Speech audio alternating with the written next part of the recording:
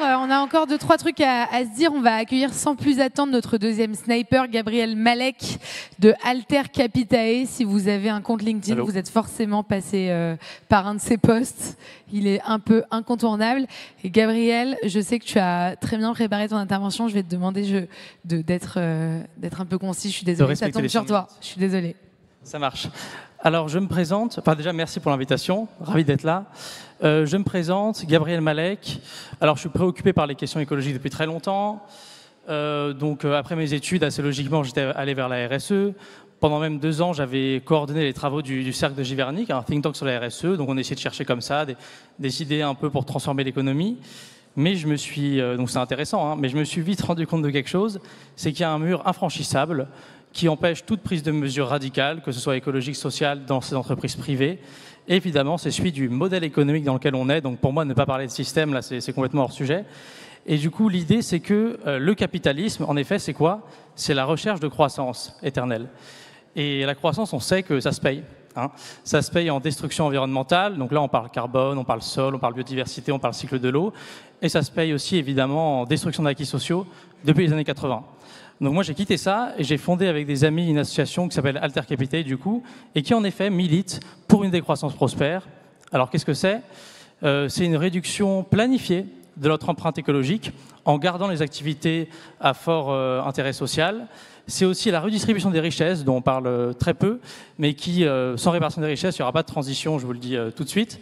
Et enfin, c'est évidemment de nouvelles formes de gouvernance, de nouvelles formes de coopération, qui se rapprochent plus d'ailleurs des enjeux mutualistes que évidemment des grosses entreprises dont parlait Julia, et j'étais très d'accord avec ce que tu as raconté. Et du coup, donc c'est pas que je veux casser l'ambiance ni rien, mais en effet, je n'ai vraiment aucun espoir qu'il y ait une forte coopération qui soit mise en place dans le modèle économique actuel. Ça paraît assez logique.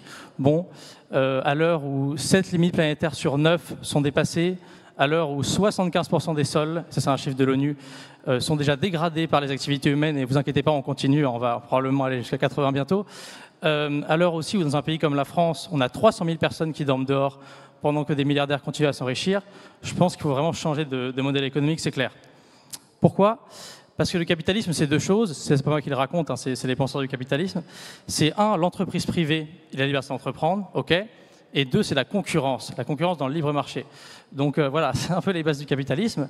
Ce qui fait que même aujourd'hui, alors que ça fait des décennies qu'on nous dit « ouais, on prend ça en compte, etc. etc. », le capitalisme continue de nous proposer les mêmes projets, avec, bon, certes, une couche de peinture verte qui est un peu plus verte qu'avant, quelques efforts sur une des limites planétaires, la décarbonation, mais c'est tout, franchement. Et du coup, on nous propose les mêmes sujets. Alors, j'ai quelques exemples comme ça que je peux donner. Alors, évidemment, le petit chouchou, c'est le HACOP de Total. Donc là, bon, voilà, une petite broutille de 34 millions de tonnes de CO2 par an en plus dans l'atmosphère, la destruction de quelques réserves naturelles et l'expropriation de dizaines de milliers de gens. Bon, mais bon, vous comprenez, si c'est pas Total, c'est quelqu'un d'autre qui va le faire, donc il faut le faire. Donc il y a ça. Il y a aussi, bien sûr, les avions Airbus. Alors j'ai vu ça, bon, l'avion vert, c'est quand même un vaste mensonge, avec Airbus qui nous dit que d'ici 2042, il veut doubler sa flotte d'avions. Mais pourquoi ? Pourquoi doubler la flotte d'avions avec des aéroports neutres en carbone? Enfin, bon, ça n'a ni queue ni tête. Et dernier petit exemple que je trouve amusant, c'est la 6G. Oui, j'avais quasiment fini. C'est la 6G, donc le gouvernement nous parle de 6G. Bon, la 5G, on n'a pas trop compris pourquoi, mais bon, déjà le gouvernement nous annonce qu'il prépare l'arrivée de la 6G pour 2030. C'est super, c'est 100 fois plus rapide. Bon, le point commun entre tous ces propositions de projets, vous l'avez compris, c'est la concurrence. Si on ne le fait pas, c'est quelqu'un d'autre qui va le faire. Il faut être compétitif dans le monde actuel, voilà. Compétitif vis-à-vis, évidemment, des salaires en Chine, vis-à-vis des normes environnementales au Canada. Et c'est pour ça qu'on a un gouvernement qui, je trouve, va dans cette direction. Et donc, bon, attaque nos acquis sociaux, on l'a vu sur les retraites.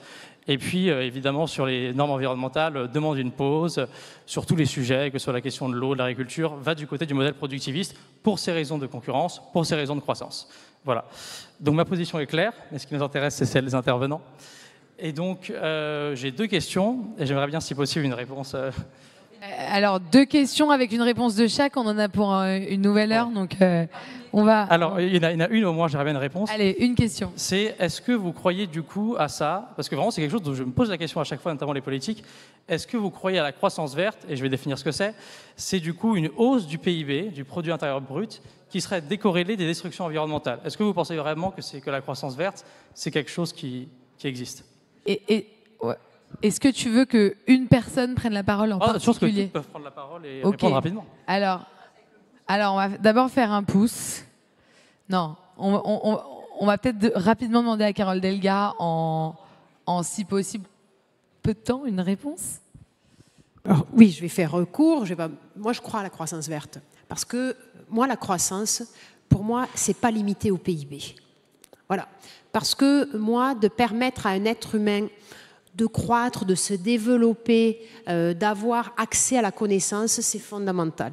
Et c'est pour ça que je n'accepte pas que le terme croissance soit limité juste à la question économique ou juste à la question du PIB.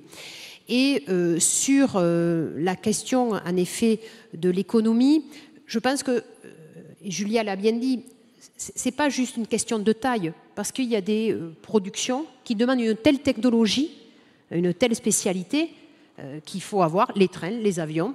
Voilà, mais je pense qu'il faut avoir des grandes entreprises parce que la technicité, l'assemblage est très très fort. Alors, bien entendu, l'avion, je ne partage pas votre analyse parce que moi je pense que l'avion, il est nécessaire. Il est nécessaire pour la rencontre des populations et la rencontre des peuples. Parce que si je veux découvrir l'autre sur un autre continent, j'ai besoin d'un avion. Que l'avion, on ne le prenne pas pour des distances courtes, je suis tout à fait d'accord avec vous. Mais d'en arriver à une position qui, pour moi, est caricaturale de dire on est contre l'avion, je le dis, certainement que je ne vais pas être majoritaire, mais je le dis, je suis contre cette position caricaturale. Parce qu'on a besoin de l'avion pour faire la rencontre, pour aller sur d'autres continents, pour comprendre d'autres modèles de culture. Et il est nécessaire de faire en sorte que quand il est possible d'avoir une alternative sur le train, la région de France où le train est le moins cher, où la tarification elle est à 1 €, ça s'appelle l'Occitanie. Donc moi, du train, je le soutiens. Mais je soutiens le train prioritairement, mais je soutiens aussi l'avion pour les grandes distances, pour pouvoir se rencontrer. Et je pense que pour la société, parce que pour la croissance à laquelle je crois, c'est-à-dire qu'on puisse s'épanouir, qu'on puisse vivre dans une société apaisée, il ne faut pas être dans la caricature ou dans la stigmatisation, mais dans le volontarisme et dans l'explication.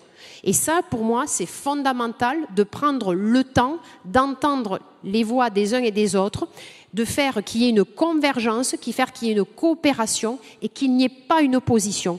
Je suis convaincue que dans la vie publique, la peur est génératrice de conflits, la peur ne permet pas de progresser et que c'est au contraire par la conviction et par la coopération qu'on arrivera à relever les défis les plus énormes, et y compris ceux contre le réchauffement climatique.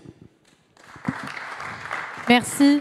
Alors, rapidement, Éric Chenu, et puis on va passer à la dernière partie, à vos propositions. Je vais être très rapide, je suis pas très loin de partager ce que vient de dire Carole Delga. Moi, je pense que le PIB tel qu'on le voit aujourd'hui, c'est une limite, finalement, c'est presque un biais, parce qu'on n'appréhende qu'une partie des éléments, et c'est pas comme ça qu'on transformera l'économie et qu'on aura une économie au service de l'humain. Donc moi, au PIB tel qu'on le connaît, moi, je souhaiterais qu'on y substitue un PIBE, c'est-à-dire une participation intérieure au bien-être. Parce que, et ce bien-être, il est à la fois physique, psychique, social, environnemental. Et c'est par ces leviers-là qu'on arrivera progressivement, en associant tous les acteurs économiques, publics, les acteurs du mouvement social, à trouver les bonnes voies, les bons moyens pour transformer et parvenir vers une croissance verte, on l'appellera comme on veut, mais à quelque chose qui fasse que, au service de l'humain, ça soit utile. Merci beaucoup. Merci beaucoup, Gabriel Malek. On va terminer tous ensemble. Je vais vous demander rapidement à chacun une proposition politique.